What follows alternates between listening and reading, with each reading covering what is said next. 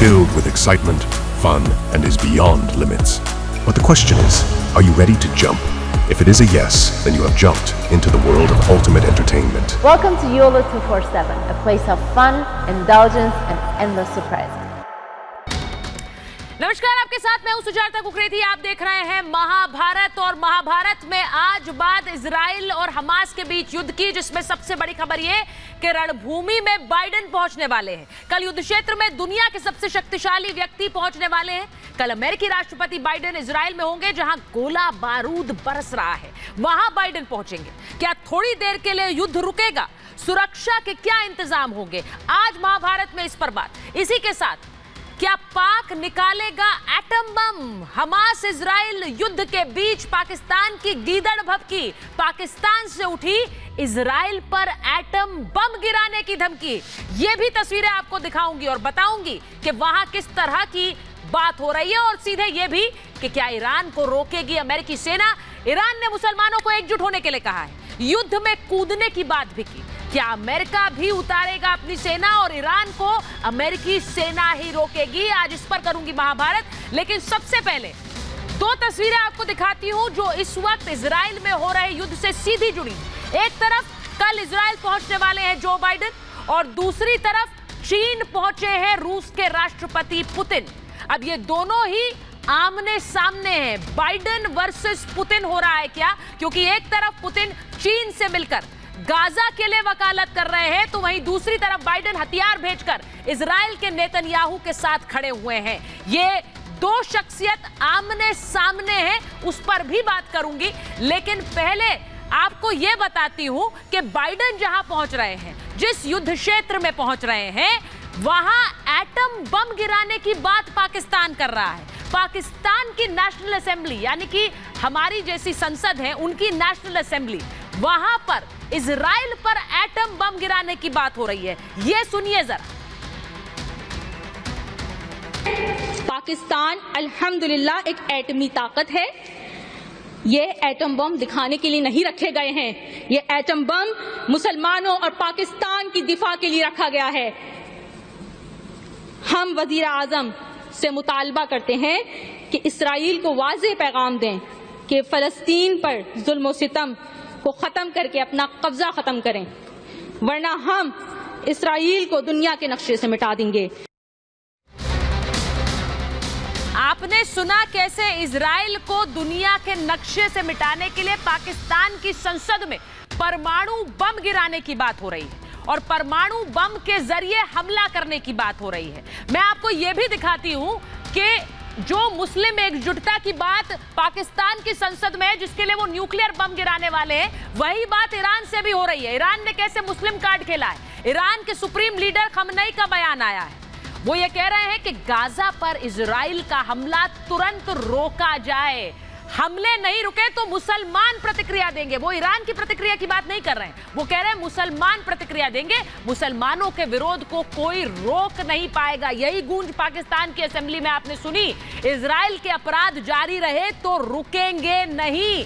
दुनिया middle east को रोक नहीं पाएगी। ये सीधे ईरान की धमकी है, और ये सिर्फ ईरान की तरफ से नहीं है, ये सीधे सीधे मुस्लिम वर्ल्ड की धमकी मान लीजिए। वो कह रहे हैं कि सब मुसलमान एकजुट होकर इसका बदला लेंगे। अब मैं एक बार बड़ी खबर आपको बता देती हूँ। जहां एक तरफ धमकी दी जा रही है, बाइडेन कल इजराइल आएंगे, वहीं इजराइल के किबुत्स में सैकड़ों टैंक तैनात हो गए।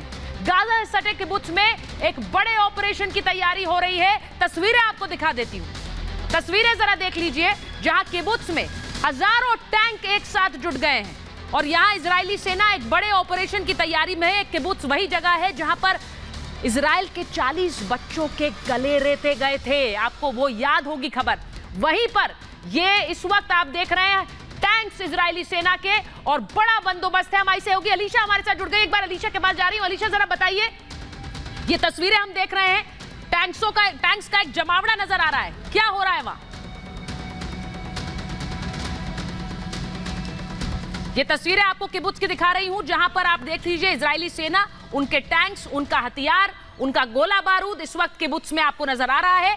और ये तस्वीरें हमारी सहयोगी अलीशा हमें वहां से भेज रही हैं। इन तस्वीरों पर मैं वापस आऊंगी, लेकिन एक बार आपको ये दिखा देती हूं कि ये युद्ध अब किस तरह से बड़ा होने वाला है।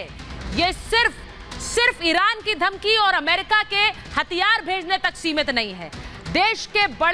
दुनिया के बड़े बड़े देश आमने सामने हैं। क्या बड़ी वॉर शुरू होने वाली है। अमेरिका कह रही है इजराइल को हर तरह की सैन्य मदद देंगे। रूस कह रहा है गाजा में बमबारी बंद करे इजराइल। ये इसलिए महत्वपूर्ण है कि पहले रूस ने समर्थन किया था इजराइल के पलटवार का, अब गाजा के पक्ष में बोल रहा है। ईरान कह रहा है युद्ध नहीं रुका तो भयंकर परिणाम होंगे।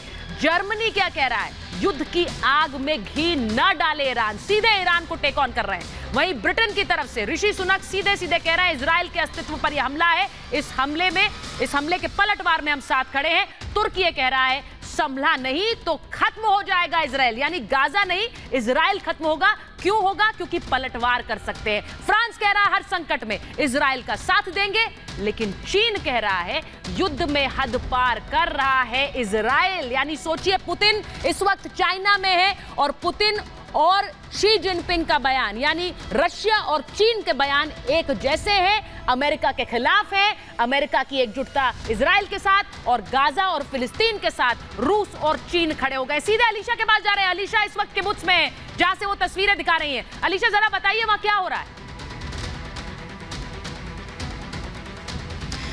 देखिए बिल्कुल सुचिरता, आपको बता दें कि किब्बुत्ज बेरी जो कि सबसे वर्स्ट अफेक्टेड एरिया कहा जाता था, जहां पर हमास के आतंक जो है वो 7 अक्टूबर को यहां पर पहुंच के 120 से ज्यादा लोगों की हत्या जो है वो कर लेती। इतना ही नहीं लेकिन लोगों को भी जो है वो अटक किया गया था, उनको भी किडनैप किया गया था। आपको तस्वीरें लेकिन अब दिखाएंगे कि क्या परिस्थिति अब फिलहाल यहाँ की दिखाई दे रही है। लगातार इजराइल डिफेंस फोर्स जो है वो अब गाजा सिटी की ओर से बढ़ते जा रहे हैं। ये किब्बुत्ज बेरी जो है यहाँ पर पहले हमास की ओर से पूरी ये जो जगह है वो पूरा ऑक्यूपाइड किया गया था, लेकिन अब इसको वापस से टेक ओवर जो है इजरायली सेना के ओर से की गई है। हम यहाँ पर देख रहे हैं मरकाबा टैंक्स जो कि वर्ल्ड के सबसे बेस्ट टैंक है, उनका इस्तेमाल किया जा रहा है। हमने इससे पहले सुना कि जैसे हम बात कर रहे थे तब तक जो है वहाँ पर आर्टिलरी जो है वो भी फायर किया जा रहा है और लगातार गाजा की तरफ बढ़ते हुए जो है इनकी सेना जो है वो बिल्कुल पलटवार के लिए पूरी तरीके से तैयार है। देखिए जो बयान प्राइम मिनिस्टर प्रधानमंत्री नेतन्याहू की ओर से दी गई थी, जिसमें साफ तौर पर कहा था कि जो जंग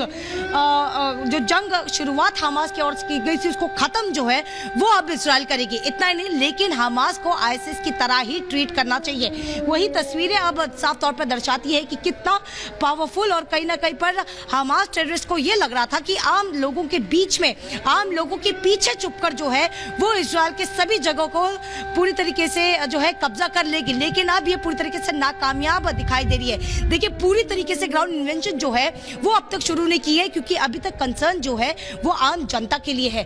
जो भले ही 24 घंटे का अल्टीमेटम दिया गया था कि जितने भी लोग हैं वो नदन से सदन के साइड से आए और 3 घंटे का सेफ पैसेज भी है वो भी दिया गया था, लेकिन कई ऐसे लोग हैं जो अब भी फंसे हुए हैं जिनको जाने की इजाजत अब हमास टेररिस्ट की ओर से नहीं दी जा रही है, लेकिन उनको बचाने के लिए अब इजरायली फोर्सेस जो है, जो सेना है वो पूरी तरीके से तैयार है। जी अलीशा हमें तस्वीरें दिखा रही है किबुत्ज से। मैं एक बार फिर याद दिलाना चाहूंगी किबुत्ज वही जगह है जहां 40 इजरायली नवजात बच्चों के गले काटे गए थे। हमास आतंकियों ने इजराइल में घुसकर यहां पर उन 40 बच्चों के गले काटे थे। इसीलिए किबुत्ज से ही ये ऑपरेशन इस वक्त जिसकी तैयारी हो रही है।